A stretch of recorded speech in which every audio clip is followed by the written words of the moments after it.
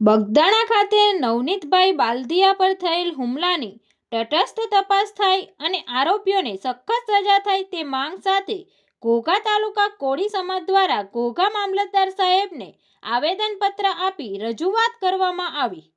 આજ રોજ તારીખ 8/1/2026 ગુરુવારે બપોરે 3 કલાકે ઘોઘા તાલુકાના કોળી સમાજ દ્વારા ઘોઘા મામલતદાર સાહેબને આવેદનપત્ર આપી રજૂઆત કરવામાં આવી। બગદાણા ખાતે નવનીતભાઈ બાલદિયા પર થયેલ જીવલેણ હુમલાની તટસ્થ તપાસ થાય અને આરોપીઓને સખતમાં સખત સજા થાય તેવી માંગ સાથે ઘોઘા મામલતદાર સાહેબને આવેદનપત્ર આપી રજૂઆત કરવામાં આવી। નવનીતભાઈ બાલદિયાને ન્યાય આપો ના સૂત્રોચ્ચાર કરી ઘોઘા મામલતદાર સાહેબને ઘોઘા તાલુકાના કોળી સમાજ દ્વારા આવેદનપત્ર આપી રજૂઆત કરવામાં આવી।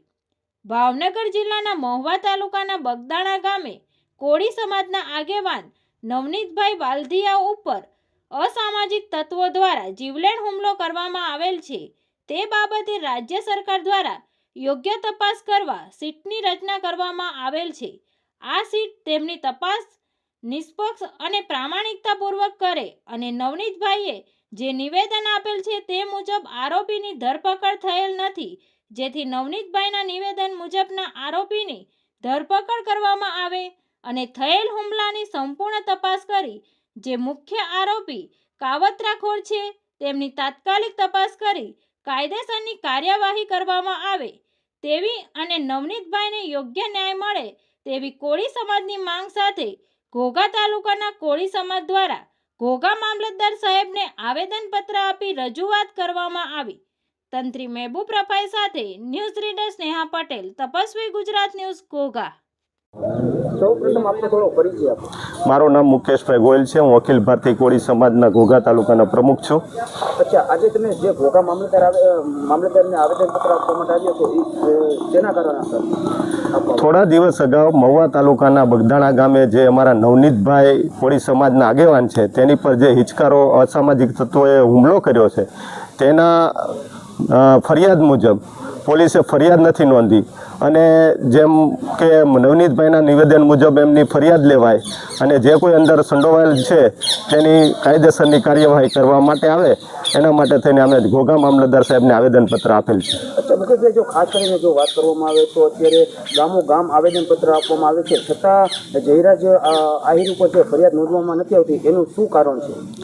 હવે આ તો અત્યારે તો રાજ્ય સરકારે એમાં સીટની નિમણૂક કરી છે, સીટ તપાસ કરે છે, પણ એમાં જો કોઈ મોટા માથા હશે જે કોઈ સંડોવાયેલ છે તે સીટ તપાસ કરે છે અને અમને ન્યાયતંત્ર ઉપર પૂરો વિશ્વાસ છે।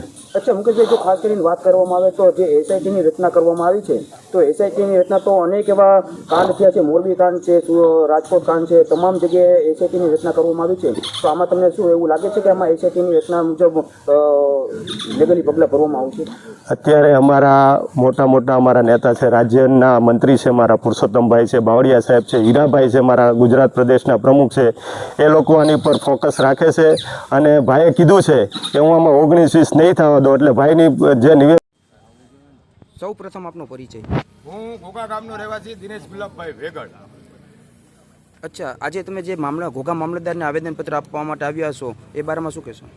તો અમે જે નવનીતભાઈ બાલદિયા ઉપર જે અત્યાચાર થયો છે બરાબર બગદાણા ગામની અંદર, એના બારામાં અમે આવેદનપત્ર આપવામાં આવેલા છે। અચ્છા, અત્યારે ઘોઘા ગામની અંદરમાંથી જે આપણે આવેદનપત્ર દેવા માટે આવ્યા છો એ ઘોઘા ગામમાંથી આવ્યા છો કે આજુબાજુના તમામ ગામોમાંથી આવ્યા છો? ઘોઘા ગામમાંથી છે અને આજુબાજુના ગામમાંથી પણ આવેલા છે। અચ્છા, બરોબર છે। તો આપની શું માંગ છે? અમારી માંગ એવી છે કે અમારા સમાજ ઉપર આ જે અત્યાચારો થઈ રહ્યા છે ને આ અત્યાચાર જે થયો છે બરાબર, આ જે 20-20 દિવસ થઈ ગયા છે આ અત્યાચારને, તો આજ લગીન અમારા 7 ધારાસભ્ય હોવા છતાં, સાંસદ પણ અમારો હોવા છતાં આ નવનીતભાઈને જે મેન માથું છે એવું કહેવામાં આવે છે કે જયરાજ, આજ લગીન એ માણસને કેમ પકડવામાં આવ્યો નથી અને કેમ જેલના હળિયાને નાખવામાં નથી આવ્યા?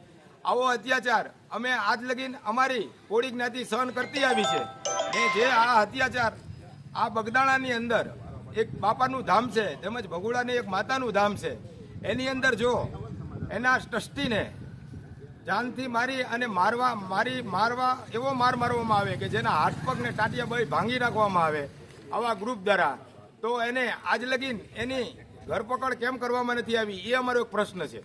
અચ્છા, આવનાર દિવસોમાં જો તમને ન્યાય નહીં મળે તો આપની શું રણનીતિ છે આગળ? આપણી રણનીતિ જે અમારા મુકેશભાઈ ગોહિલે કીધું છે કે અમારા જે કોળી હીરાભાઈ સોલંકી જે અમારા અધ્યક્ષ છે એ જે કહેશે તેમ અમે એની સાથે રહી અને આગળ જરૂર ને જરૂર હાલશું.